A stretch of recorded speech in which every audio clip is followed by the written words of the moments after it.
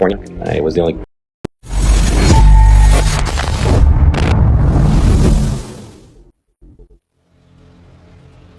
My name is Joshua Silva. I am a licensed commercial pilot and flight instructor. I've had a lifelong love of aviation and aerospace, and when growing up I even fancied myself an amateur astronomer.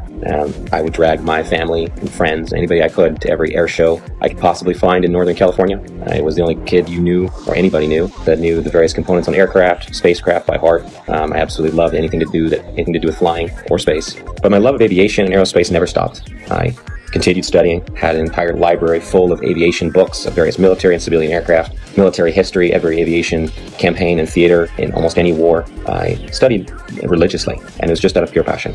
Later in life, many years later, I decided to become a pilot. As strange as it may sound, it hadn't occurred to me to become a pilot up to that point. I just simply loved aviation and aerospace, but I decided to become a pilot, and I began attending a prestigious flight academy in the Midwest and attending university at the same time to gain a degree in aeronautics and aerospace.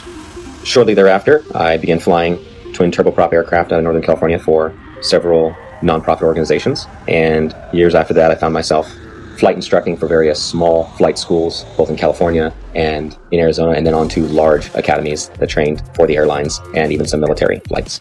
Shortly thereafter, I began flying regional business jets, and that's when the story of me finding the topic of flat Earth started.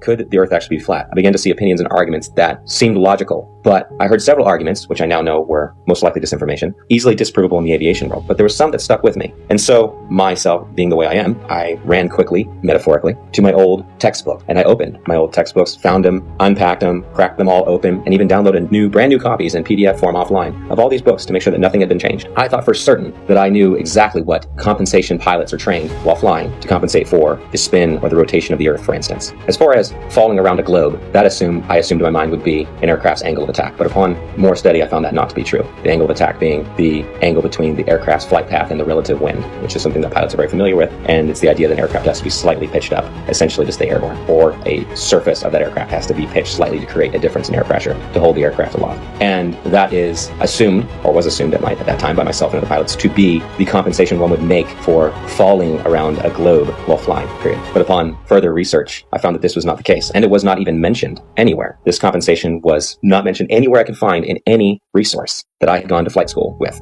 And they were extensive. There were many, many books, especially as one progressed towards the commercial flying side, especially elective courses, especially if you were going to university as I was, studying aerospace, that you would assume, and I had assumed, that this was calculated for.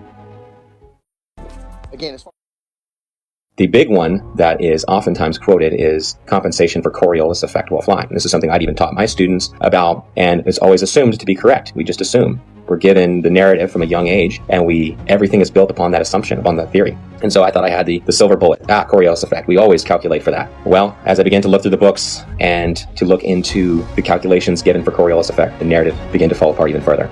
I began to see things I didn't notice when I was in school, such as Coriolis effect is actually never calculated for, but is assumed to be a part of wind correction angle. Wind correction angle is one of the many calculations pilots of all kinds make while flying to correct against winds in whatever volume or section of air they're flying through, which it could be from any direction, and you're flying through it, so you have to compensate a certain angle into that wind to hold a straight line.